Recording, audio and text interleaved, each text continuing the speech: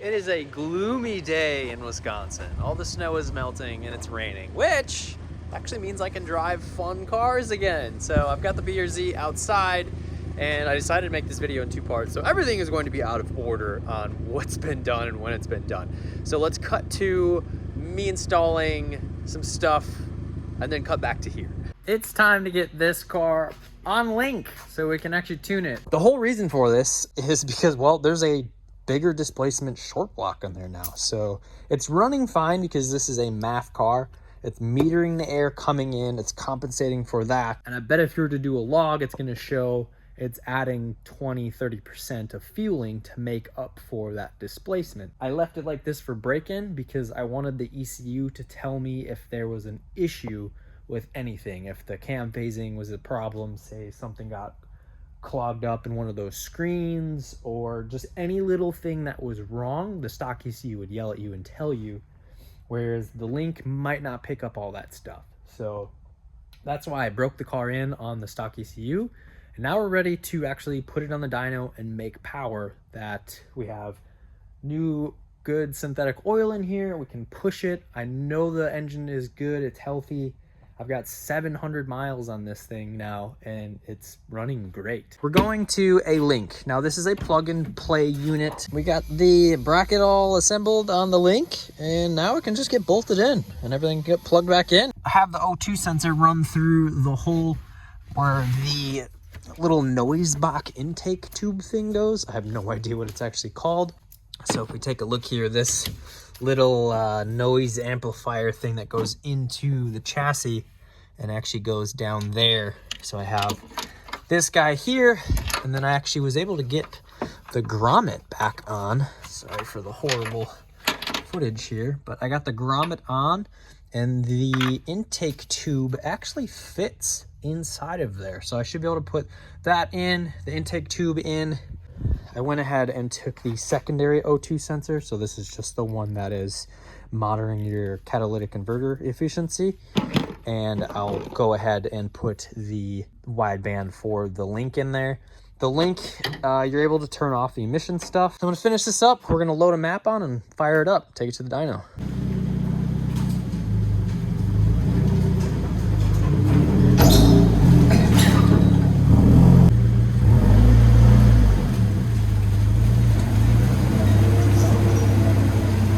It's dyno time! I got the Link installed last night. Andy's about to show up and we're going to see how much power this is going to make. My guess is probably a whopping 217. That's what I'm hoping for. 217. Anything above 200 is a huge improvement for these cars. So hopefully we get above that.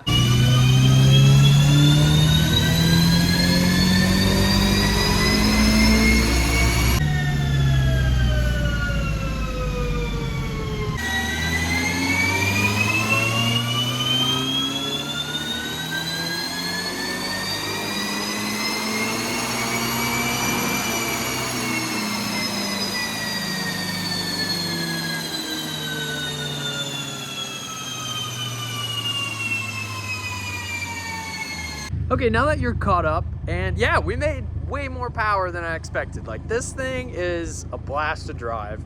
It's kind of hard for me to want to sell it now, but I have the S2000. I want to get that car painted, and ultimately that's been my goal forever. There's a couple more issues I have to address, and they're really dumb, they're really annoying, and I'm gonna blast through them. It has an oil leak, and what happened was when I drilled the one hole that you guys saw in the last video, there's an additional hole next to it for whatever reason, and I'll have to just double check on the next one I do. Didn't get enough Permatex. So over winter, as it was sitting in the garage, it leaked like that big of a puddle. Super small. Not a big deal, but it's annoying, especially if I'm going to be selling this car. So I need to go to the shop, pull the trans, which I need to replace the trans because it's got a really bad, when you downshift from 5th to 4th, it grinds. Again, none of this is what you guys care about. You care about like, hey, how's the 2.4 running? And it's running great. Got 1,100, 1,200 miles on it now. It's running great. So before we cut to the transmission stuff, let's hop in and talk about some tuning and Link related things. Let's go over some tuning related stuff, which is very specific to this engine combo with the 2.0 heads with the 2.4 short pulse. If we actually go into our ignition table, ignition main, I am honestly not the greatest at tuning. If you guys weren't aware, I work at ASM Motorsports, and I basically do all the mechanical. You know, I put the engines in the car, I do the fabrication. I do all the dirty, grimy, hands-on stuff because I'm a visual thinker, and computer stuff I'm not the greatest with. But if we look at our ignition map here, so you notice, like, why is this area so weird? So basically what happens, you're in 6th gear on the highway, and you just kind of get on it, you load the car up. This area right here on the timing table, you can audibly hear the detonation happening because of the higher compression. Now, I had gotten a bunch of comments on the Facebook groups and on Instagram on how I bored the heads, it lowers the compression. Well, that would be correct if you were boring the factory heads for the 2-liter. There is still a smaller CC area for those heads that I bolted on this engine, so the compression is higher.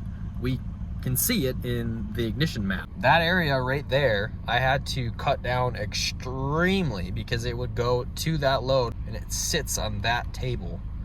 It knocks. And I don't remember where the other table is. Andy's way better at this. There's another table that we actually had to go into, and when you blip into the throttle, it pulls timing out and then ramps it back in nicely. Otherwise, we were getting knock happening. So you can't just really throw this engine in and run it. It was running fine on the stock ECU, but I also wasn't beating on the car. I wasn't getting on it. I wasn't doing any power pulls, anything like that. So you can put these engines in and it'll start, it'll run, it'll get you to your tuner, it'll get you to work, you know, a couple days before you can get to the tuner, that kind of thing. But you can't just throw this engine combination in your car and expect it to be happy and last unless you get it actually tuned. I'm gonna do some hot boy stuff now because we set this up the other day and I forgot to save it to the ECU. So we are actually going to do launch control because why not? So we need to turn that on, single stage, and then we're gonna do 5 miles an hour.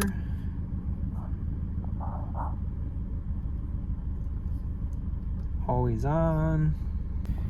50% TPS, not 500, keep hitting too many zeros. All right, so I got this all figured out. I forgot I didn't do the ignition cut. So that's actually how your launch control works. So you have to ignition activation, that's when it starts to pull it back, and then 5,000 is the limit. And if we put the clutch in, floor it,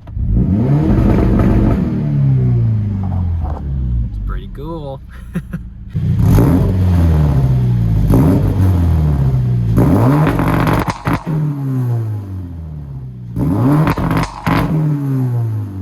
I also need to change the idle for the startup because they're all way too low. So I'll show you how to do that. Whenever you make changes on the G5, you always have to do either Control S or Store to ECU. I need to go through and basically just add 100 to 200 RPM down the thing. Because when you start it up and the coolant temp is really low, it's barely idling above your normal idle. So ideally I need to turn these all up, and then it'll be nice and happy. The car will start up and warm up faster, more correctly. These are all little annoying things that you do have to know how to do and adapt, or just take your car to a tuner and have them do it when you do this kind of engine swap. Which, when you do mods, you really should be doing a tune anyway. This is what happens when you don't clearance correctly.